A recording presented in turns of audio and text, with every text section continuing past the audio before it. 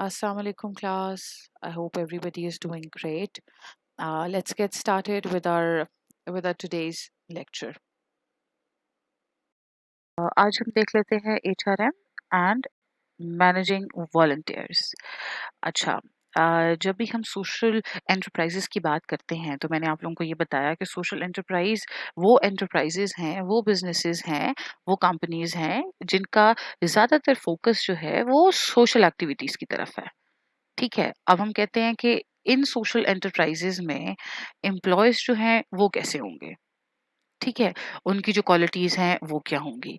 अब ये तो बड़ी अंडरस्टूड सी बात है ना कि सोशल वर्क के लिए अगर कोई एम्प्लॉय है तो वो एक आम एम्प्लॉय से थोड़ा सा फर्क होगा।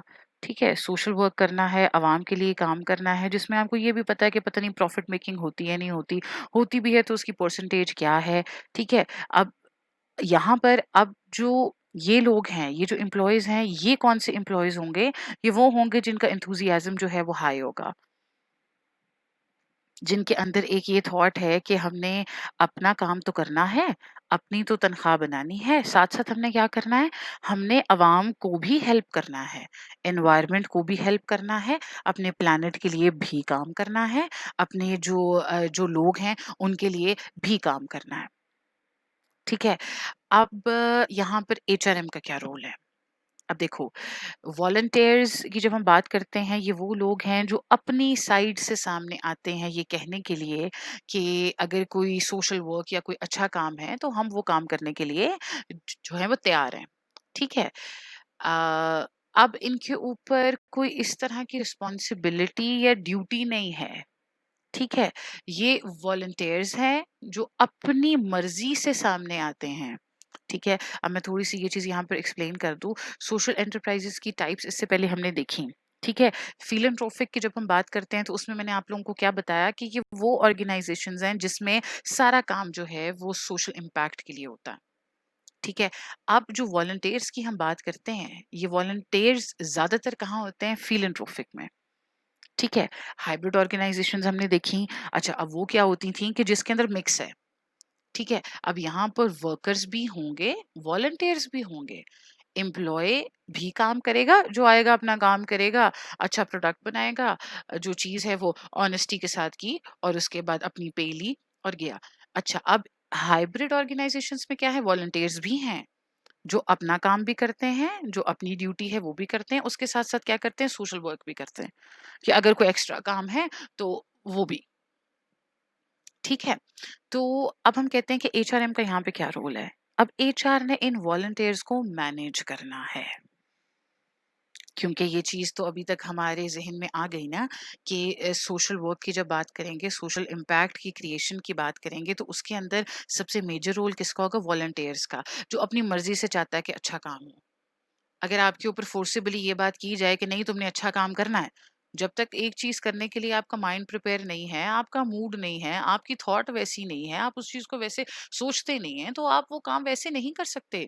अच्छा काम करने के लिए भी क्या है, अच्छी थॉट होनी चाहिए ना, एक जो है वो जज्बा होना चाहिए ना कि हाँ मतलब अच्छा काम है, ठीक है, एनवायरनमेंट के लिए किया जा रहा है, मतलब सही है। अब यहाँ पर क्या है कि एचआरएम ने क्या करना है, इन्हीं वॉलंटियर्स को मैनेज करना है। वो कैसे करेगा? फर्स्ट ऑफ ऑल यहाँ पर एचआरएम इस तरह की एक्टिविटीज जो है वो देखेगा, इस तरह के प्रोग्राम्स बनाएगा कि जिसमें वो ये देखे कि वॉलंटियर्स को कैसा काम जो है दिया जाए, जिसकी स्किल उनके पास है। क्योंकि देखो, जब हम एक मतलब आम तौर पे बात करें, जब हम एम्प्लॉय को उसके मतलब का काम देते हैं या जिसकी स्किल उसके पास है, हम उसको वो काम देते हैं तो वो क्या करता है, वो अपनी स्किल के मुताबिक अपना काम बहुत अच्छे से करता है। ना कि हम उसको वो काम दे दें जिसकी स्किल उसके पास नहीं है। ठीक है? ये चीज़ तो आप लोगों ने एचआरएम में पढ़ी होगी कि एम्प्लॉय आपकी एचआरएम क्या करती है, हर एम्प्लॉय को उसके मतलब का ही जो है वो काम देगी। ठीक है? इसी तरह से भी वॉलंटियर्स क्या हैं? हर तरह के हैं ना। अब कुछ लोग बात करने में अच्छे हैं, अब कुछ लोग जो है वो दूसरा काम करने में अच्छे हैं, ठीक है? तो आप उनको क्या करेंगे? उनकी स्किल के मुताबिक काम देंगे। ये करने से क्या होगा? लॉयल्टी क्रिएट होगी। और जितना आपको वॉलंटियर या जितना आपका एम्प्लॉय आपके साथ लॉयल है, उतनी आपकी ऑर्गेनाइजेशन की जो है वो प्रोग्रेस होगी, उतनी ही आप। मैं एक और बात ऐड कर दूं कि जब हम वॉलंटियर्स को चूज करने की बात करते हैं, और यहाँ पर हम एचआरएम की भी बात करते हैं, तो ह्यूमन रिसोर्स मैनेजमेंट यहाँ पर दो चीज़ें देखती है कि आपने अपने वॉलंटियर्स को, आपने उनकी स्किल के मुताबिक और उनकी एबिलिटीज़ के मुताबिक आपने उनको जितनी भी ड्यूटीज़ हैं वो देनी है। उनका टास्क जो है उनके स्किल के मुताबिक होना चाहिए। सेकेंडली क्या होना चाहिए कि आपने उनकी उनकी जो है, मतलब जिसे हम कहते हैं ना, उनकी जो है वो कमिटमेंट के लिए भी काम करना है। ठीक है, अब ये तो बड़ी अंडरस्टूड सी बात है ना कि जितना आपका एम्प्लॉय आपकी ऑर्गेनाइजेशन के साथ लॉयल होगा, जितना आपका एम्प्लॉय आपकी ऑर्गेनाइजेशन के साथ इंडल्ज्ड होगा, उतना वो अच्छे से काम करके देगा। अच्छा, अब कुछ ऐसे यहाँ पर फैक्टर्स हैं जो वॉलंटियर्स के सामने आने की ज़रूरत है। ठीक है, वॉलंटियर्स को आपने ये चीज़ बहुत प्रॉपरली बता देनी है कि देखो फाइनेंशियली अगर मतलब है काम, तो क्या पता दूसरे वर्कर्स की निस्बत फाइनेंशियल सपोर्ट आपके लिए जो है वो थोड़ी होगी। ठीक है, आप अच्छा मतलब आप चाहते हैं कि अच्छा काम करना है, ठीक है, लेकिन अब हम आपसे ये प्रॉमिस नहीं कर सकते कि उसके लिए आपका जो रिवॉर्ड होगा वो भी हाई होगा। होगा रिवॉर्ड, थोड़ा ज़्यादा, जो भी। अच्छा, यहाँ पर आपका जो एम्प्लॉय है, सॉरी, यहाँ पर आपका जो यहाँ पर क्या है कि उसको ये भी पता है कि मेरा कॉन्टैक्ट सिर्फ एक ऑर्गेनाइजेशन के साथ नहीं है। वॉलंटियर हूँ मैं अगर एक ऑर्गेनाइजेशन के लिए सोशल वर्क है मेरे पास, तो वो दूसरी ऑर्गेनाइजेशन के लिए भी हो सकता है। तो सोशल वर्क ज़रूरी नहीं है कि मैं एक ऑर्गेनाइजेशन के साथ हूँ तो मैं सिर्फ उसके लिए करूँगा। अगर कोई और कंपनी है और मेरे पास टाइम है, पार्ट टाइम या व्हाटएवर, तो वो अच्छा काम मैं दूसरी ऑर्गेनाइजेशन के लिए भी ऑफर कर सकता हूँ। ठीक है? अच्छा, अब आपने सोशल वर्क किया, उसके बाद वो चीज़ जो है वो कामयाब हुई है या नहीं हुई, उस चीज़ के साथ आपका कोई भी चक्कर नहीं है। अच्छा, अब यहाँ पर आप थोड़ा-सा ये देख लो कि आम ऑर्गेनाइज़ेशंस जो हैं, वहाँ पर क्या है, एम्प्लॉयी आपने हायर किया। अच्छा, ये एम्प्लॉयी की ड्यूटी है कि एक टास्क उसको दी जाए, तो वो टास्क जो है मतलब ठीक होना चाहिए। सही है? कि अगर उसमें कोई मिस्टेक होती है या उसमें अगर और कोई लॉस होता है, तो उसका उसका जो है वो रिस्पॉन्सिबल कौन है? एम्प्लॉयर रिस्पॉन्सिबल है। अच्छा, जहाँ तक इस चक्कर में क्या है, वॉलंटियर्स के चक्कर में आप क्या करते हो, यहाँ पर अगर आपसे मतलब काम करते हुए कोई मिस्टेक हो जाती है, तो उसके रिस्पॉन्सिबल आप नहीं हैं। ठीक है, बहुत सारी और चीज़ें हैं, तो हम इस तरह से नहीं कहते कि अच्छा हाँ, आपकी थॉट अच्छी थी, आप चाहते थे एक अच्छा काम करो, और अगर वो मतलब प्रोग्रेसिवली नहीं हो सका, तो ठीक है, कोई नहीं। ठीक है, तो अब हम चलते हैं अपने नेक्स्ट स्लाइड की तरफ। अच्छा, यहाँ पर एक और चीज़ ये है कि वॉलंटियर्स को आप इतना फ्रीडम दें कि वो जो है वो डिसाइड कर सके कि वो आपकी ऑर्गेनाइजेशन के एम के साथ और गोल के साथ, उसको ध्यान में रखते हुए वो तैयार है इस चीज़ के लिए कि वो आपको हेल्प करे। ठीक है, यहाँ पर आपके वॉलंटियर्स को बहुत ज़्यादा क्लियरली पता होना चाहिए कि अगर वो आपकी ऑर्गेनाइजेशन के साथ काम कर रहे हैं, तो फाइनेंशियल इंटरेस्ट का वादा उनके साथ नहीं किया गया। रिवॉर्ड्स हो सकते हैं, लेकिन ये कोई शर्त नहीं है कि आपने अच्छा काम है, मतलब आपकी थॉट जो है वो अच्छी है, आप जो है एनवायरनमेंट के लिए काम कर रहे हैं, तो कोई शर्त नहीं है कि इसके अंदर आपका फाइनेंशियल इंटरेस्ट भी होगा। ठीक है, सेकेंडली क्या है कि यही वॉलंटियर्स जो हैं आपकी ऑर्गेनाइजेशन के लिए एक रिसोर्स हो सकते हैं, क्योंकि अगर तो ये वॉलंटियर्स इफ़ेक्टिवली काम करते हैं, ये एफिशिएंट लोग हैं, तो आपके जो एम्प्लॉयज़ हैं, ठीक है, जो पेड लोग आपने रखे हुए हैं, तो वो इन इन वॉलंटियर्स से बहुत कुछ सीख सकते हैं। अच्छा, अब हम एक और चीज़ यहाँ पे और देख लेते हैं कि वॉलंटियर्स के लिए ऑर्गेनाइजेशन को और क्या करना चाहिए कि उनकी टाइमिंग थोड़ी-सी फ्लेक्सिबल कर देनी चाहिए। ठीक है? अब ज़रूरी नहीं है कि जो आपकी ऑर्गेनाइजेशन के लिए काम करता है वो मतलब वो बहुत ही ज़्यादा फ़ारिग है। क्या पता वो किसी और ऑर्गेनाइजेशन के लिए एम्प्लॉयी के तौर पर काम करता हो, आपकी ऑर्गेनाइजेशन के लिए वो किसी और तरह काम करता है। ठीक है? तो उसके लिए जो टाइमिंग्स हैं वो फ्लेक्सिबल होनी चाहिए कि वो आपके वर्क टारगेट्स को अपनी मर्जी के हिसाब से जो है वो पूरा करके आपको देते हैं। ठीक है, तो अब हम चलते हैं अपनी अगली स्लाइड की तरफ। अच्छा, यहाँ पर हम ना ये देख लेते हैं कि बेसिकली एचआरएम ने सोशल एंटरप्राइज में एचआरएम का क्या रोल है। ठीक है। अ, अब एचआरएम ने क्या करना है? फर्स्ट ऑफ ऑल तो उसने ये देखना है कि एक सोशल एंटरप्राइज में वॉलंटियर्स को वो जॉब असाइन करनी है जो उनके स्किल्स और उनकी एबिलिटी के मुताबिक होगी।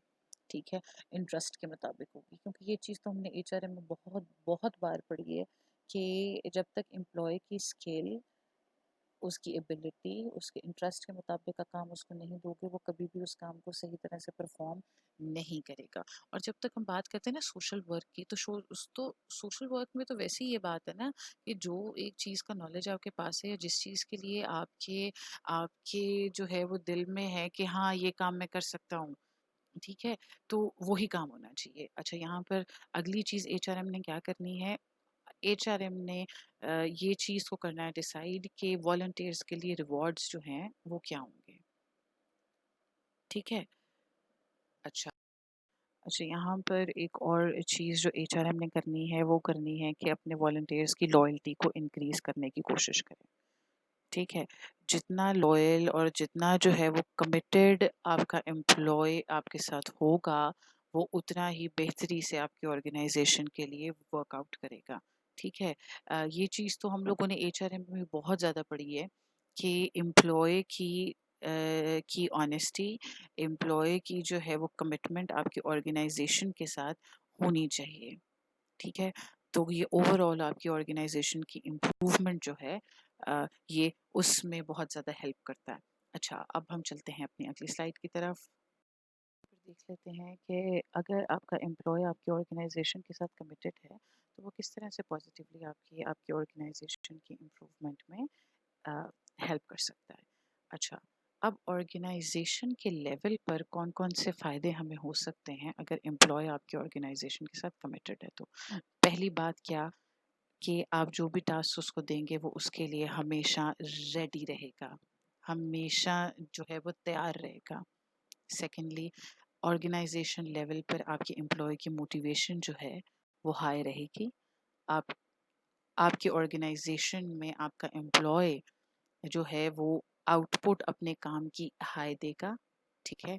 फोर्थ पॉइंट क्या है कि एब्सेंटिज्म नहीं होगा। अच्छा, अब एम्प्लॉय अगर ऑर्गेनाइजेशन के साथ कमिटेड है तो एम्प्लॉय को क्या फ़ायदा है?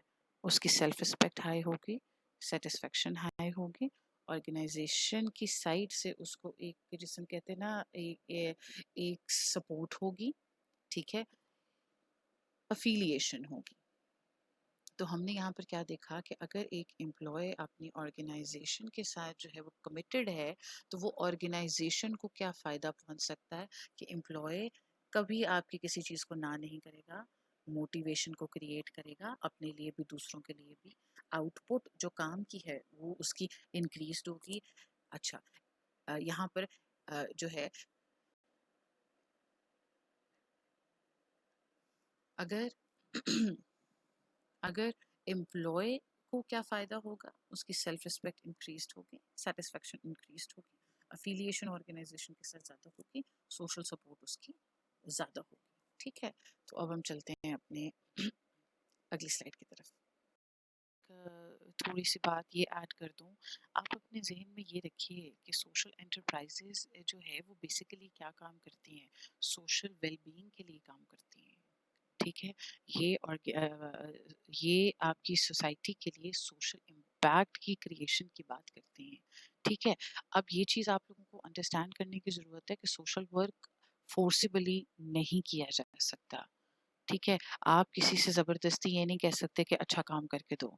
अच्छा, वो क्या पता आपकी ऑर्गेनाइज़ेशन के लिए जो उसकी ड्यूटी है उसको वो अच्छे से निभा दे, पर वो ऑर्गेनाइज़ेशन के बाहर क्या हो रहा है उसके लिए वो अच्छा काम ज़रूरी नहीं है कि जो आपका एम्प्लॉयी है वो इस चीज़ के लिए तैयार हो कि मुझे लोगों के लिए भी अच्छा काम करना चाहिए। मुझे अपने जो है वो प्लैनेट के लिए भी अच्छा काम करना चाहिए। ठीक है? तो आप इस चीज़ को अपने ज़हन में रखें कि सोशली जो भी काम किया जाएगा वो फ़ोर्सिबली नहीं हो सकता। ठीक है? उसके लिए एम्प्लॉइज़ के अंदर जो है ये चीज़ होनी चाहिए कि हाँ, हमने अच्छा काम जो है वो करना है अपने प्लैनेट के लिए, एनवायरनमेंट के लिए, आस-पास के जो लोग हैं उनके लिए। ठीक है? Thank you so much.